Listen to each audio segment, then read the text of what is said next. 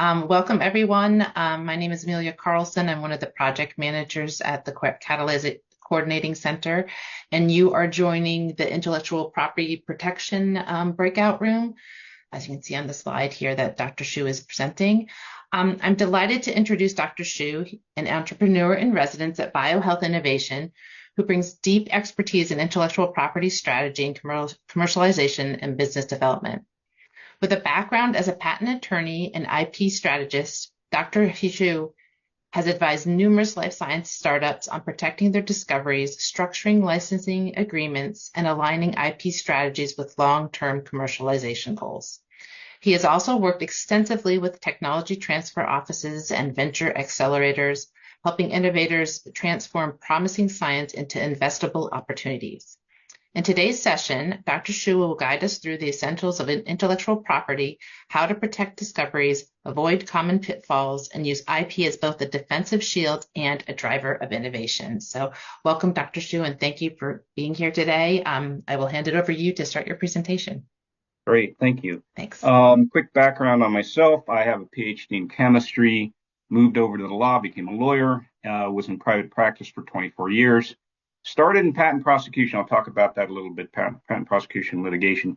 Started in patent prosecution, quickly moved over to patent litigation, and I focused on pharma litigation, mostly representing generics in Hatch-Waxman litigation. That was the bulk of my work. I also did trademark, trade secret, and copyright litigation, but that was more of a minor subset. Next slide. Just as a notice, this is not legal advice. This is informational purposes only. Only your attorney that you retain can give you legal advice, so you should consult with your counsel or legal authority. Broadly speaking, IP is divided into 4 categories: patents, trade secrets, trademarks, and copyrights. Companies care about IP because it protects their investments and reputations. You're risking your return on investment without IP protection. If you have no patent protection, competitors can just sell your invention without any development costs. They can undercut you. With no trade secret protection, competitors can steal your advantage and know-how and eliminate your advantage over the competition. With no trademark protection, others can destroy your customer base and your good reputation and name. And with no copyright protection, competitors can just copy your original work and then sell it. So I'll give a brief overview of each, and I will start with some patents. So patents is kind of the main focus of NIH innovators. There are 3 types of patents in the U.S.: utility patents, design patents, and plant patents. Utility patents are the vast majority of what NIH innovators get. They generally cover things, methods of making things, methods of treating with a thing. It's what you typically think for patent coverage. Design patents are a little different. They cover the look of an item, the ornamental design of an item. Not a lot of NIH innovators have this, but some do, especially in devices. And then plant patents, I've never seen an NIH innovator have this, other than for the patent bar. I didn't do any of this practice. It's kind of a niche area, and it doesn't come up very often. So the focus for NIH innovators is utility patents, and I'll go into those. So before starting, there's 2 distinct areas of patents. There's patent prosecution and patent litigation. Patent prosecution is the process of getting a patent from the USPTO. You deal with the USPTO, you deal with the patent examiner. Patent litigation, once it comes out, you either assert it against alleged infringers or you defend against it.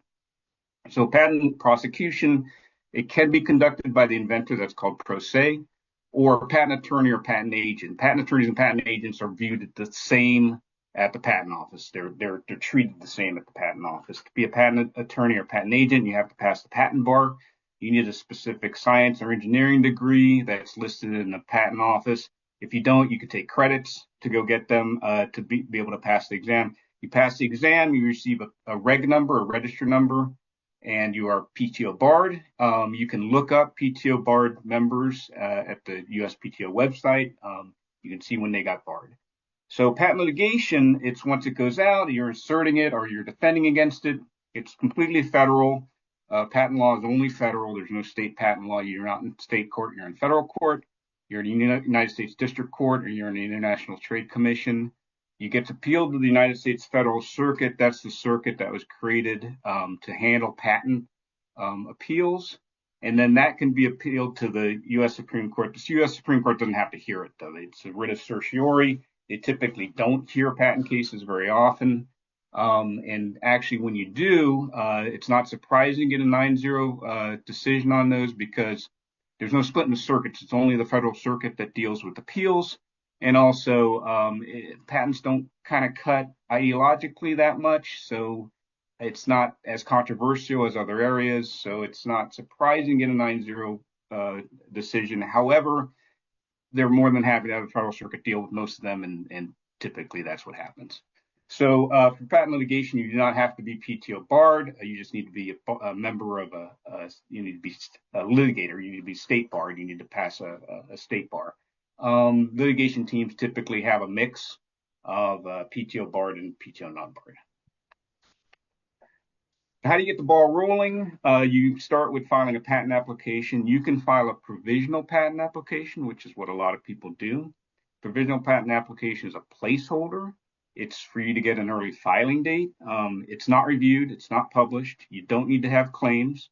Although it's a good idea to have claims, it's a good practice to make your provisional application look as much as a non-provisional application as you can. The reason you want a priority date, it protects against later disclosures. And also, the U.S. is a first-to-file system. So it switched that in the American Invents Act in 2012. It's no longer a first-to-invent system. It's a first-to-file system. So if someone beats you at the patent office, they're going to get a patent and you won't. Now, there's caveats to that, but generally speaking, it's a first-to-file system. Provisional application expire after 1 year, so you have to file a non-provisional to convert it. Otherwise, you lose your priority date. Advantage, though, it doesn't start the patent term clock. So it's 20 years from filing does not count the provisional. It's the non-provisional date. And then the application numbers, you can tell provisional because they're in the 60s. So what do you have to do after a year? You have to file a non-provisional, keep that filing date. You can file a U.S. non-provisional. That gets assigned an examiner for examination of a particular art group that's relevant to your technology. It gets published after 18 months, and it's typically the applications are in the teens. You can file a PCT application if you're looking for international protection. There's 150 countries that are more than 150 countries that are part of the PCT.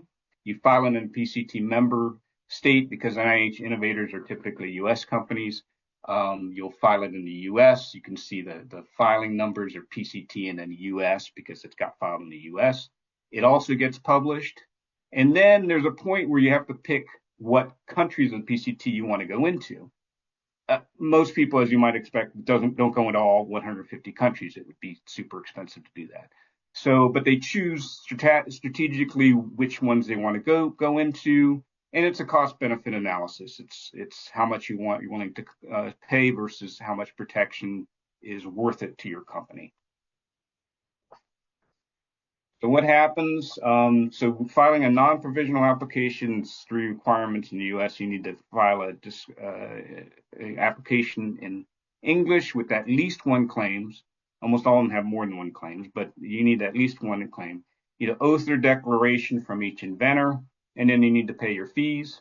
You meet those requirements, you get a filing receipt, and then it gets sent to an art unit or an examiner will take a look at it. The USPTO website at the bottom has the fee schedules. They change on occasion periodically. So this is the updated fees for some of the filings. And as you can see, you ask for more claims, it's going to cost more. And then you have search examination. And then ultimately there's an issue fee. Beyond that, there's attorney costs if you have an attorney. And that's going to vary with your technology, with the importance to you, with the firm being used, with how many claims you have. I mean, a whole bunch of factors are going to go into that.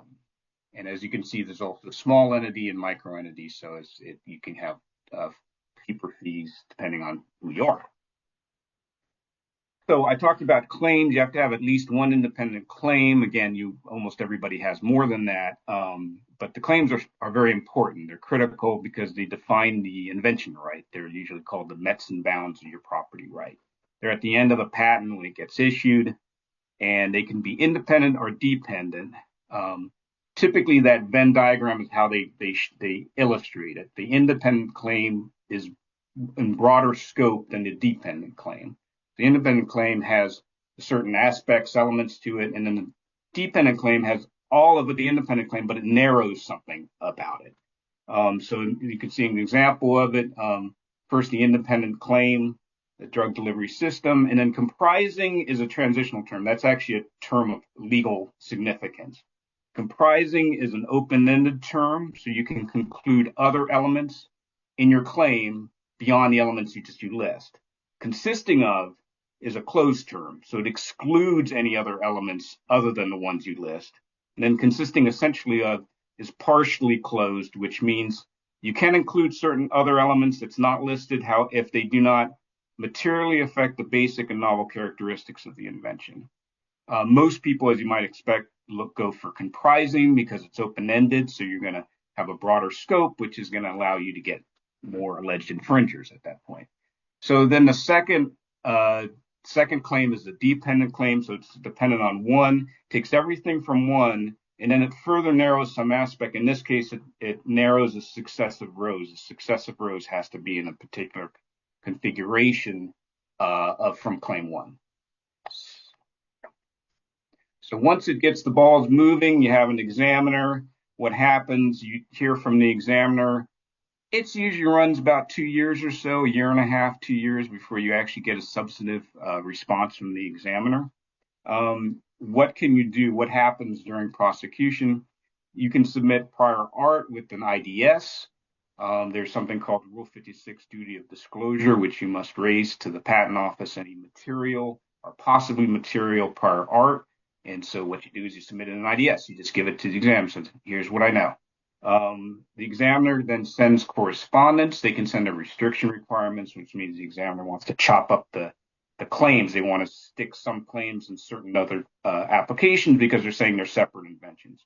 If it gets sent to a divisional application, they get the same priority date. It's just he wants to break it up. The examiner can then reject the claims, which they almost always do. The first rejection is a non-final rejection. And then the second rejection, usually the second rejection is a final rejection.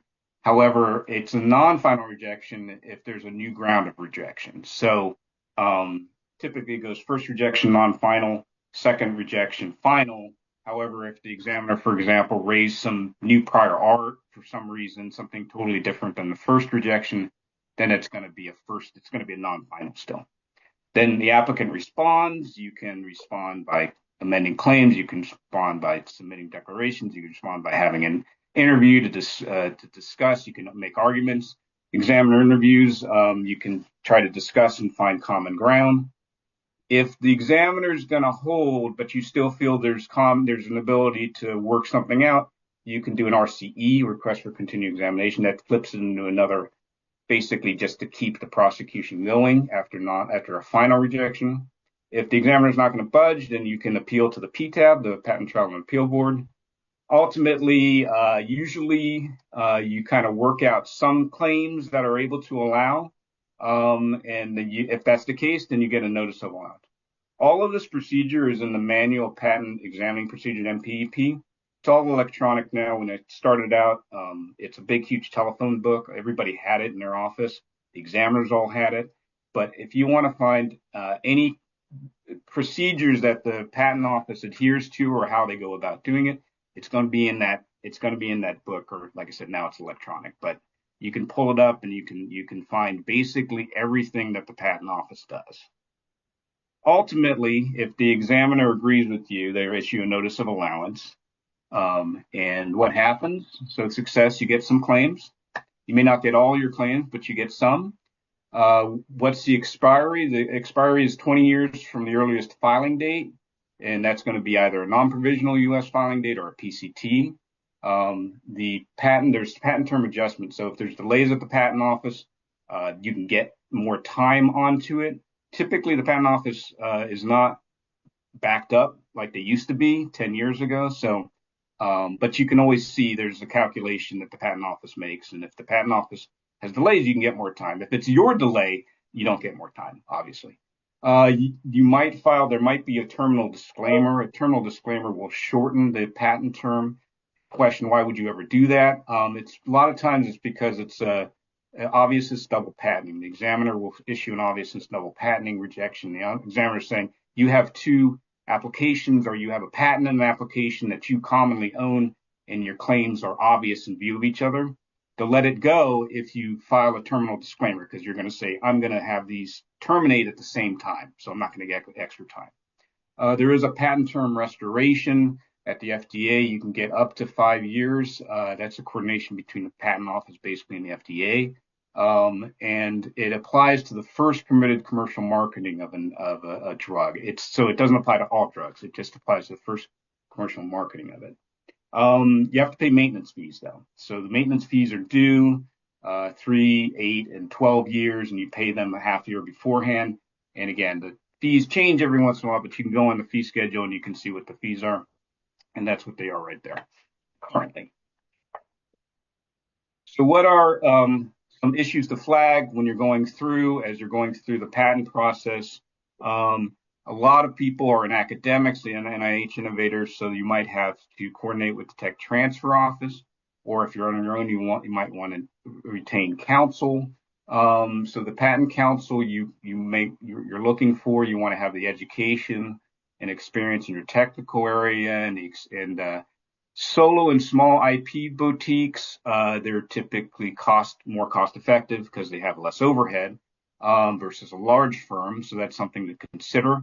Having a former examiner or a person who has large firm experience could be a plus, but it's not necessary. A lot of times the solo or IP boutique attorneys, they will come from large firms. So a lot of times they will have large firm experience, or there's many that were previous examiners at the patent office. Again, a plus, but it's not necessary.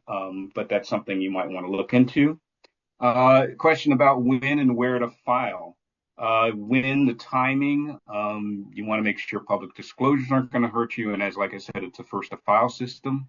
So you've got to figure out what's the best timing for you. And then where to file. Like I said, PCT filings are a cost-benefit analysis. I will say that the investor EIR that I work with, he has stressed highly that international filing is something that investors are looking for. So again, that's something most companies and innovators will look into.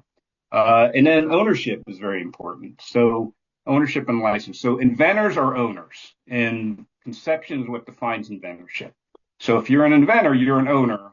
And joint inventors, many times there are joint inventors. Joint inventors are equal owners. Doesn't matter if the one inventor did 10% and the other one did 90%. They're equal owners.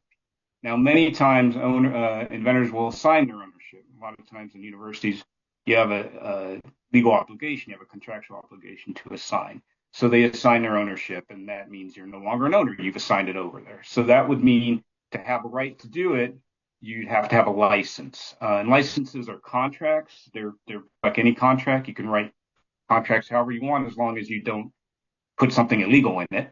And so you can fashion licenses however you want. The big one is exclusive licensee versus non-exclusive licensee. As I said, the investor EIR is stressed how much it's important to be an exclusive licensee for investors, because if you're a non-exclusive licensee, that means the owner can assign it to somebody else, and you don't have exclusive right against to that patent. And so, as you can imagine, investors care about that.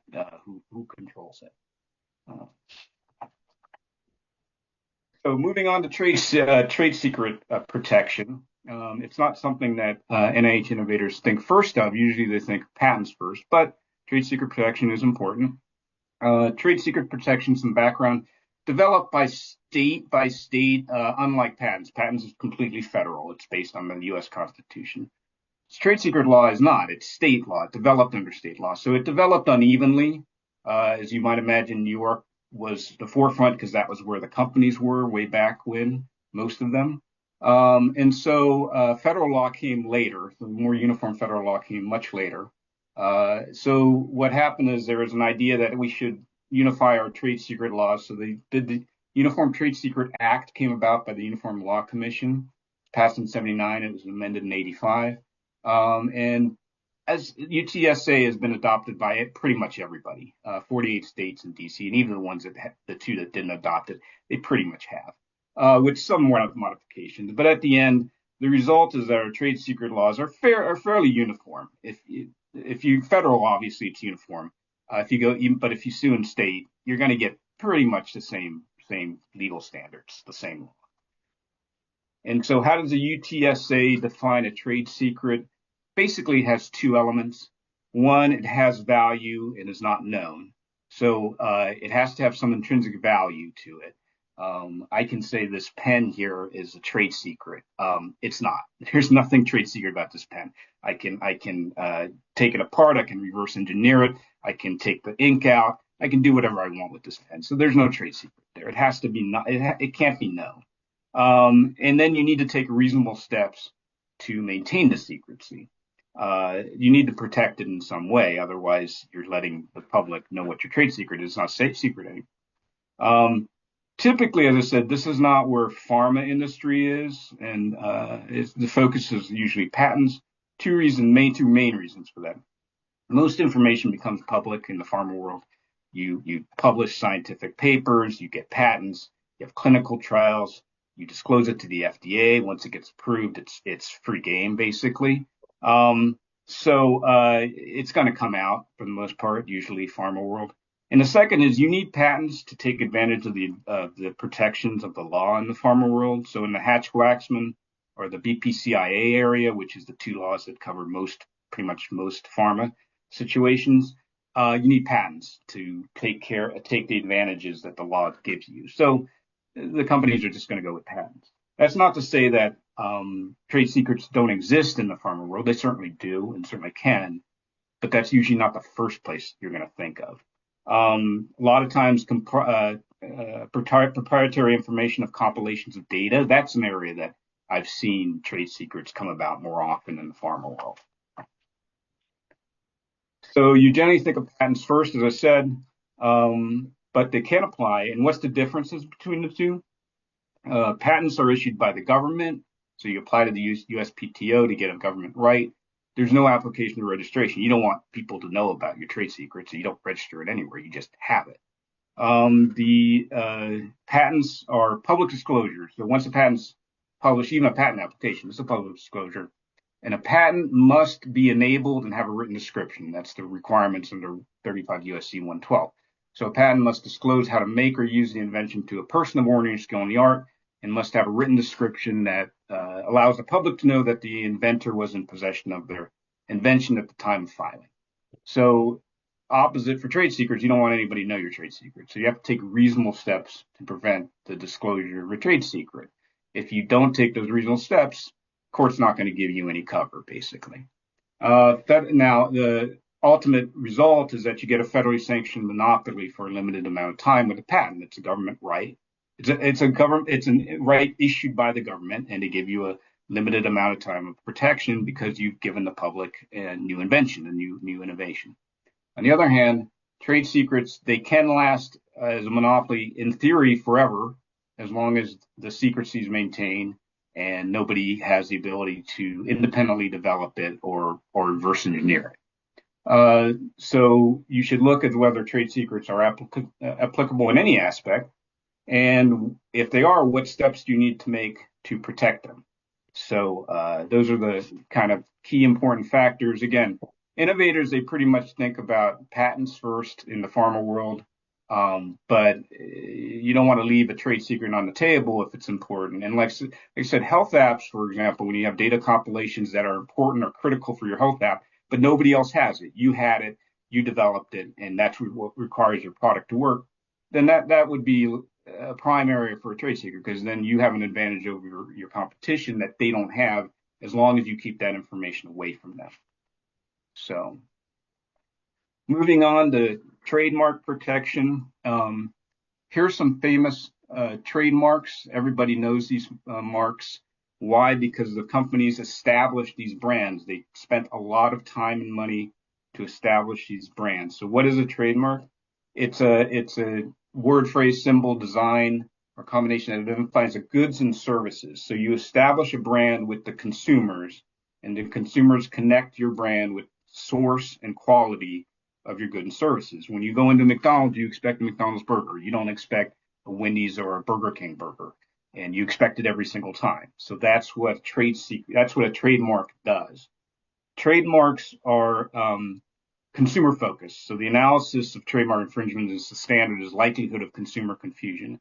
That's unlike patents, where the focus is on the inventor. You're protecting the inventor for bringing a new innovation. Or copyright, you're protecting the author for bringing a new work of art, original work to the public. But trademarks are consumers. You're protecting the consumer to make sure they get what they expect and they get the quality they expect from the source they expect. So that's what you're trying to do. NIH innovators, I've seen many that have federally registered trademarks. It's a way to establish their brand early on, and also a way to show that you're protecting your IP.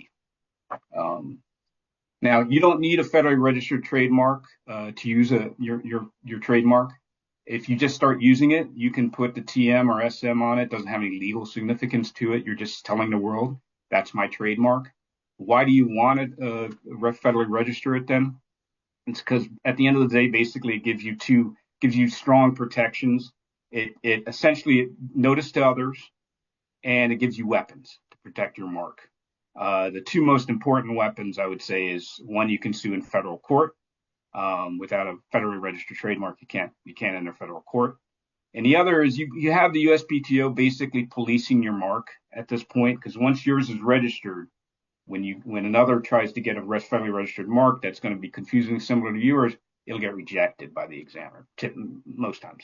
And so you basically have an extra policeman there. And even if it gets through and it gets published, there's an opposition period, and so large companies will hire services that will monitor that, and then they will oppose once it comes out and gets published. So there's strong protections for not a lot of money, not a huge cost. So that is why some people will go and register it. And once you start selling a product, pretty much everybody would federally register that for the most part. So how does the prosecution of trademarks go? Well, it's much different than patent prosecution. It's not drawn out like patent prosecution. So what you do is you file an application with the mark and whatever classes you want to be in. There are a list of classes that the patent office has.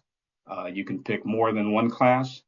You file it, and then the USPTO will review the application and either accept it, approve it. So once it gets approved, it gets published in the Federal Register for 30 days of public opposition, or they'll reject it. If they reject it, it'll be because it's confusingly similar to a mark that's already registered. The applicant then has one response. There's no back and forth like patents. There's no, subtle arguments. There's no raising different issues. You just simply respond once, and the response pretty much is my mark's not confusingly similar for whatever reason. And then after that response, the patent office either approves it, and again, then it'll get published, or it can reject it. If it rejects it, then you can appeal to the TTAB, the Trademark Trial and Appeal Board, and they'll either approve it or you will get rejected again. And then you can appeal after that to the district court or to the federal circuit. Most people will give up at this point. Most people will move on. In fact, most people might move on after the first rejection because, well, one point, if you think about it, you don't want your marks confusingly similar to somebody else's mark. So if the patent office isn't going to register it, most people aren't going to fight that. The second thing that sometimes clears this up is a lot of people will do a clearance search beforehand. So they'll take their mark and they'll search TESS, which is the Trademark Electronic Search System at the patent office.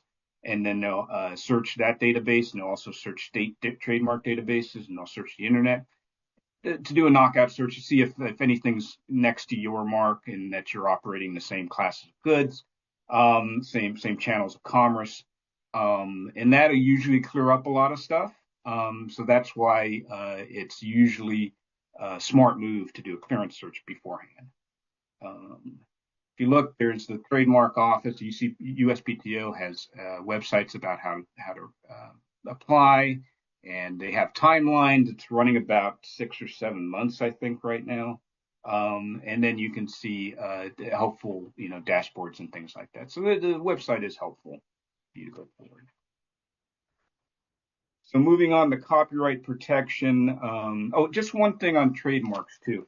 A thought here with NIH innovators is, do you go for a federally registered trademark, spend the money to do it or not? One thought is, yes, I want to establish my brand. I want investors to know my brand. I want it to build up. And so, yes, I want to federally register it. The other thought is, well, I'm going to sell this. I want a partner, and they're going to take over it. And so the partner's going to brand it. The partner's going to brand it the way they want to. The partner's going to brand it within their products. So why spend the money on it now when the other company's going to want to do whatever they want anyways? So those are two different schools of thoughts, depending on where you are, whichever one makes sense.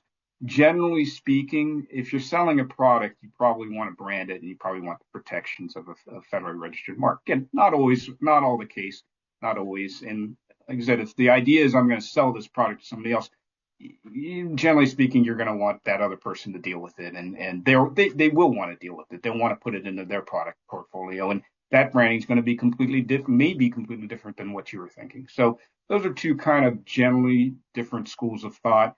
And depending on where you are and what your situation is, one might apply better than the other. Who knows? So moving on to copyrights. Again, this is not usually a major IP protection issue for NIH innovators, but could be. Definitely with software, computer software, with health apps, for example, it could be. But copyrights, they protect original works of authorship fixed in a tangible medium. That's the classic definition.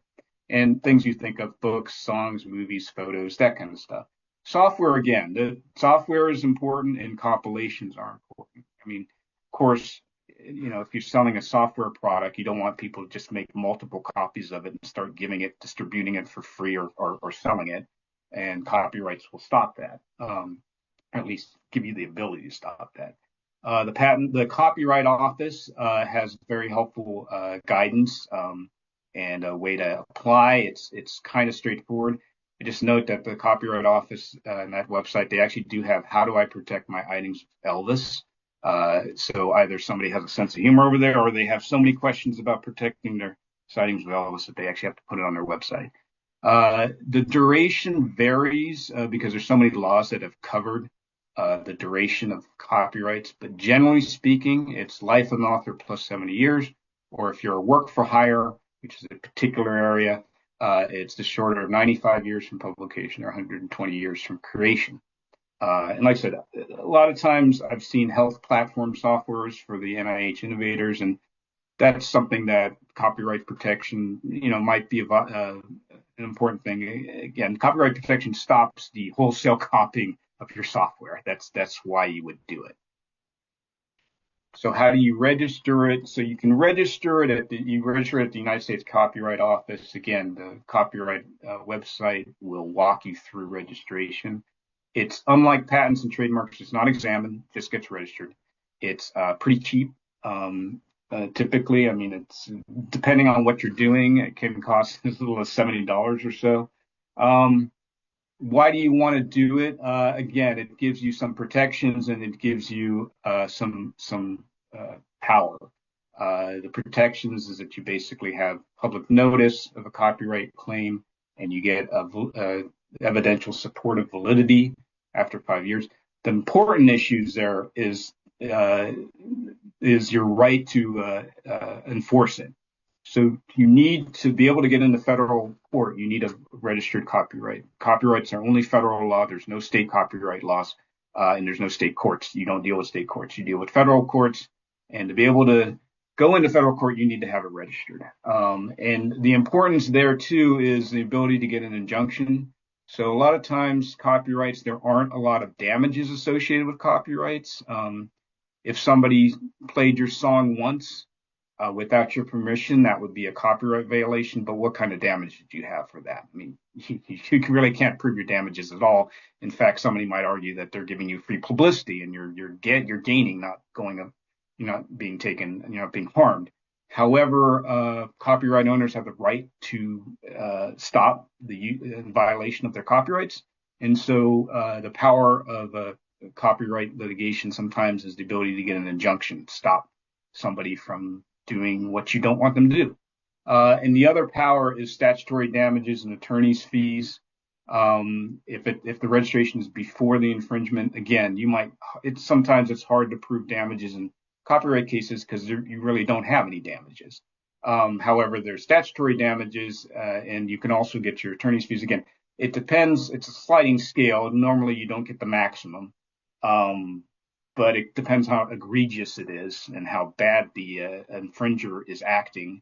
But it can be up to $30,000 for each infringement and up to $150,000 for willful infringement for again each act. So that does have teeth to it. It gives teeth to your copyright registration. So that's an overview of the IP world. I know I did it at more of a 30,000 foot level, but if you have any questions, I'd be happy to entertain them. Okay. Thank you, Dr. Shu. We do have a couple questions in the chat. I wasn't sure if the individuals would like to come off mute and ask them, or I can read them out. I think there's one from Dr. Weiss. I'm happy to ask directly, Amelia. So, my Thanks. name is Dan Weiss. I'm a professor in medicine and engineering at the University of Vermont, and I had two broad stroke questions for you. The first has to do with a bit more detail on what constitutes public disclosure, right, prior to submitting a patent application. And so, one short example is the information on a Catalyze grant that's funded, that's publicly available. Is that, for example, considered public disclosure that would preclude a patent application? All right, same thing with abstracts presented at meetings and the like. The second question has to do with information on an existing patent. So, for example, if one has a device that's you've got IP on, you have a patent, a fully issued patent, and you've made improvements in the manufacturing process, so you have a better mousetrap. It's still a mousetrap, but it's a better mousetrap. How can you structure obtaining new IP to cover that? Okay, so the first one is dealing with public disclosure. Public disclosure is under the statute is 35 USC 102 and 103, and so that's kind of that's the legal standard. However, as you might expect, the legal standard gets tussed out through litigation and through cases, and so there's going to be a large dynamic of what constitutes public disclosure or not.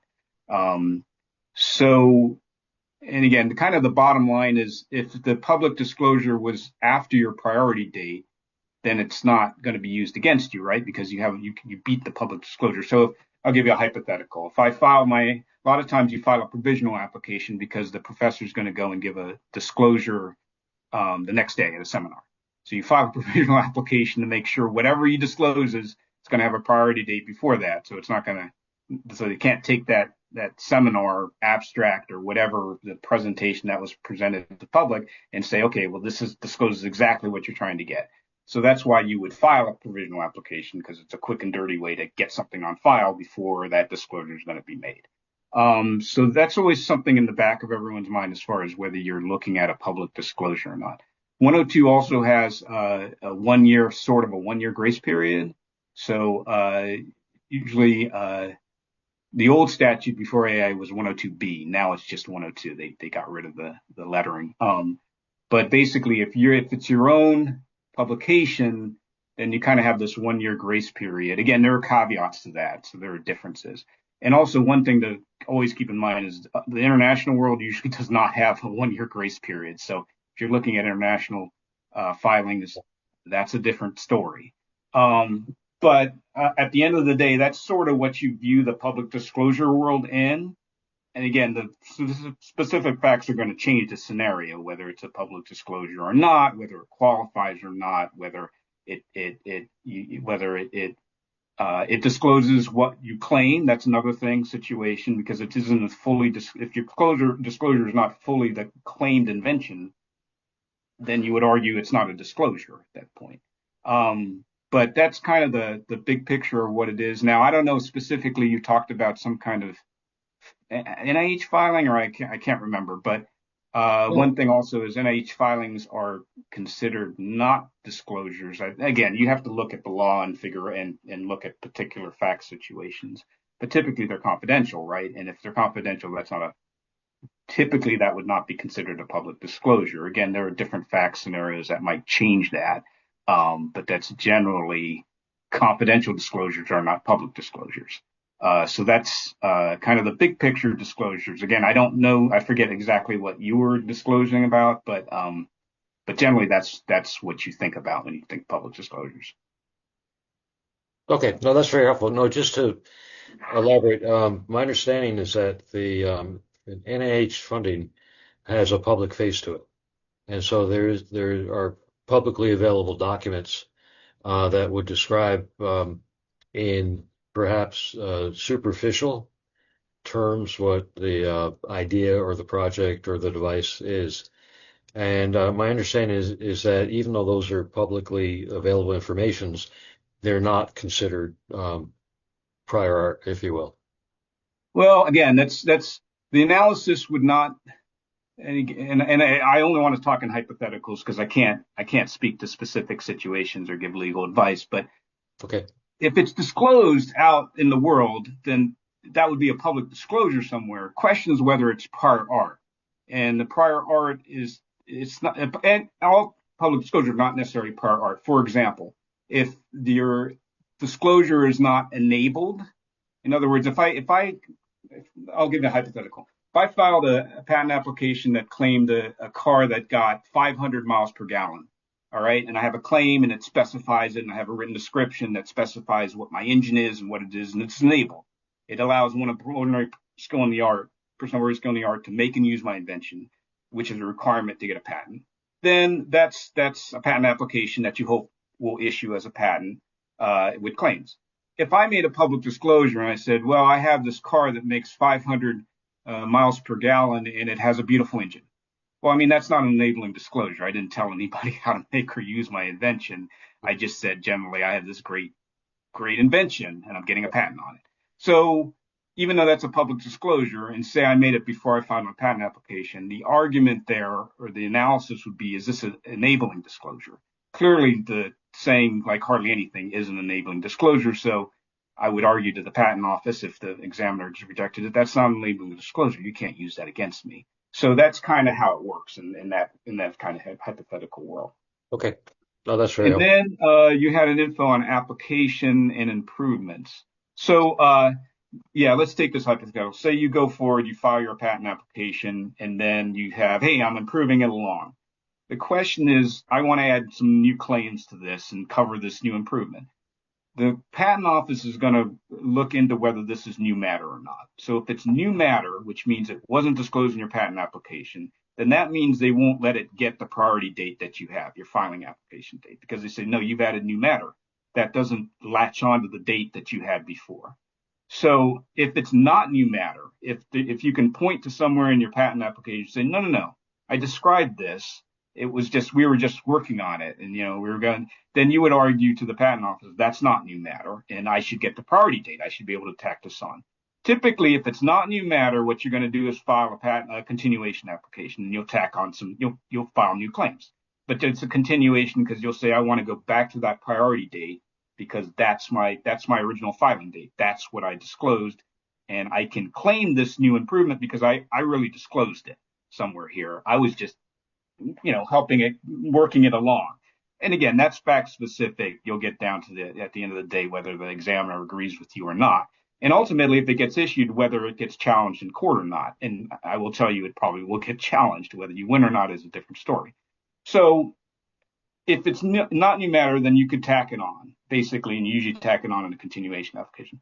If it is new matter, if you came up, but it's not something that is supported by the specification, a lot of times what you'll do is you'll file a continuation in part of CIP.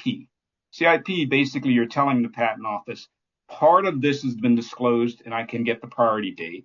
Part of it has not been disclosed previously and I can't get the priority date. I will get the date of my filing, my new application. So that may still be sufficient because between your original filing and your new filing, maybe nothing else came out to hurt your ability to get invention. Maybe no disclosures that came out that would hurt it. Who knows? Again, it's fact specific, but that's generally the dividing line is whether it's new matter or not. There's also a situation which is a reissue. And if you get a patent already issued, but you want to go back and say, hey, I actually had this in my patent. As long as you're within 2 years, you can.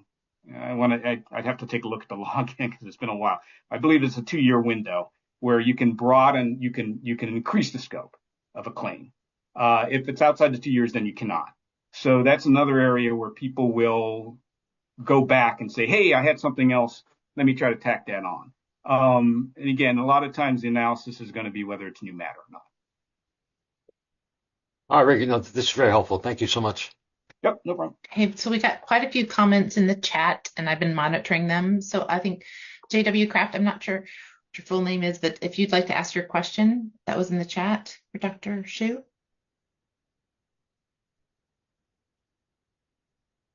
Come on.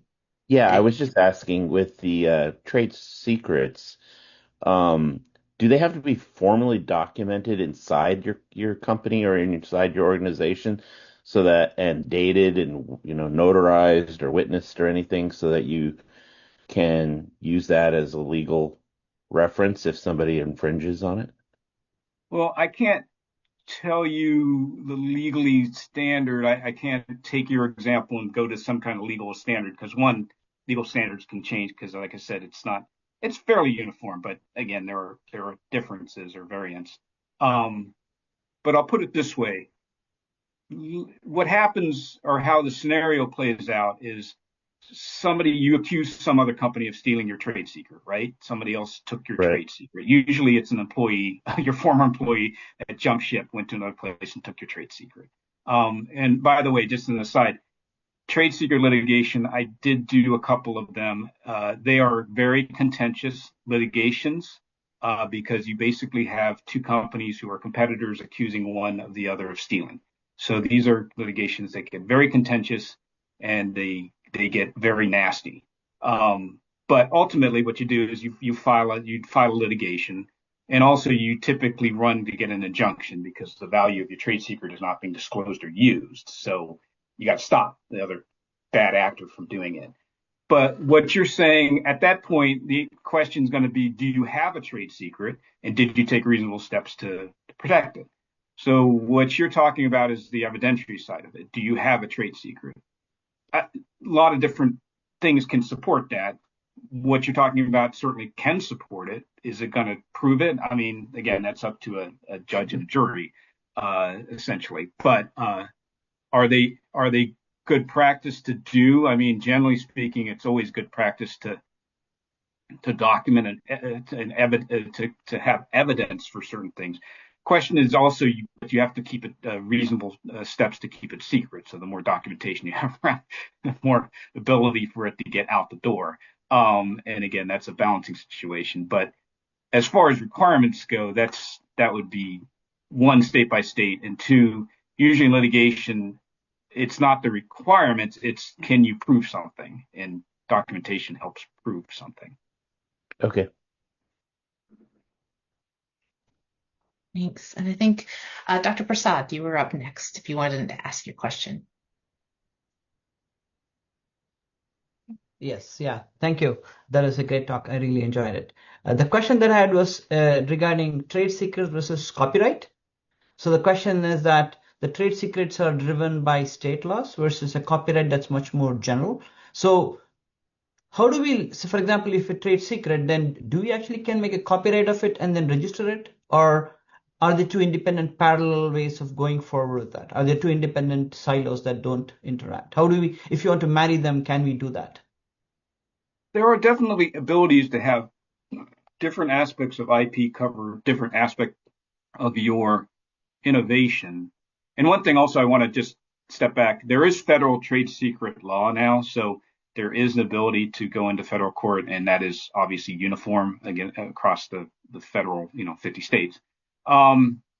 So that's a strategy depending on whether you think it's better to go to state law or court or federal law.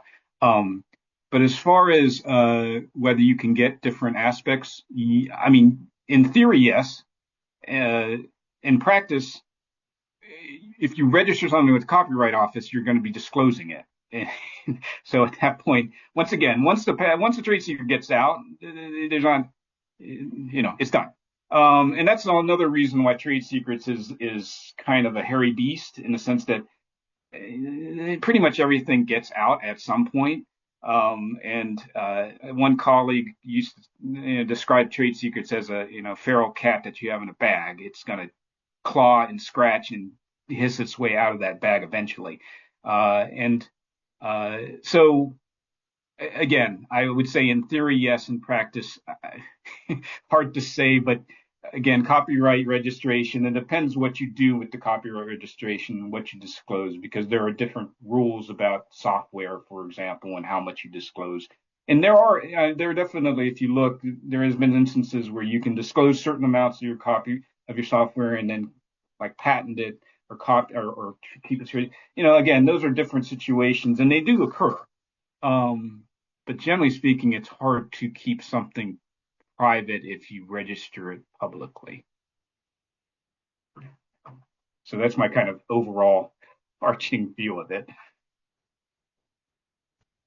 Okay, thank you. And Dr. Gaddis had a question in the chat, and I'll just read it out for time's sake. If someone does an FOIA request on a grant, then maybe Dr. Gaddis, if they can speak up, they can clarify a little bit. I think it was in relation to something you might have speaking at the time.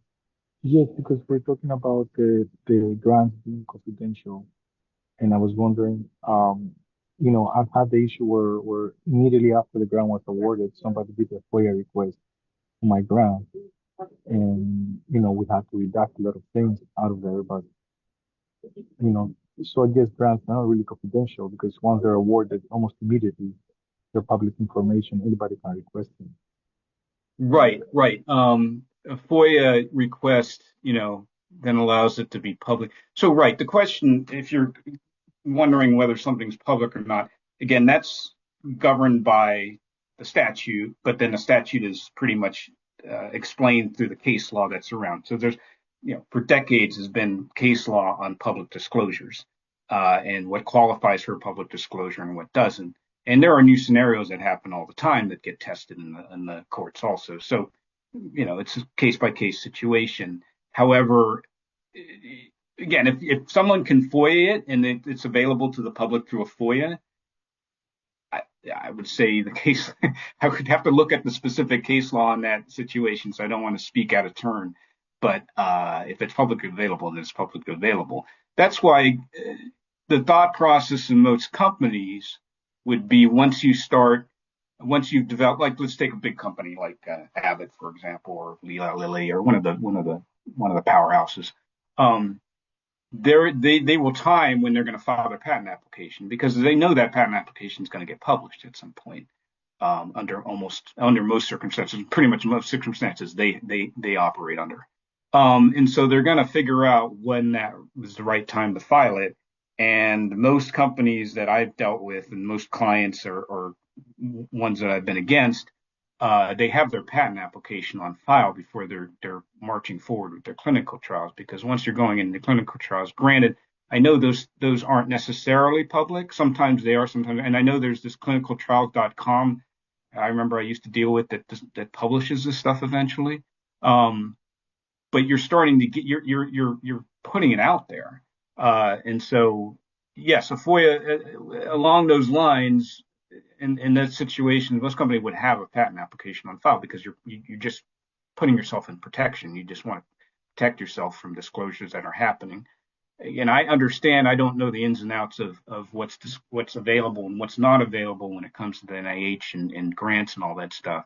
But I do know once it gets approved by the FDA, for example, you can FOIA stuff.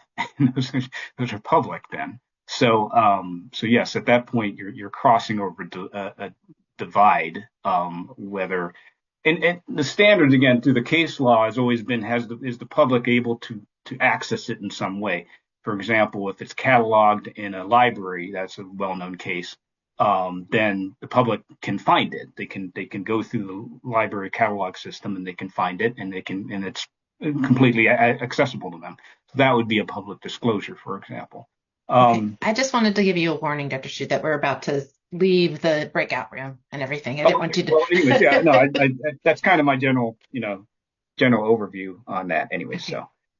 Okay. Well, thank you so much for your presentation and also for everyone's great questions. And like I said, I'd much rather have everyone pause now and not be interrupted mid-sentence and going back to the main room. But thanks again.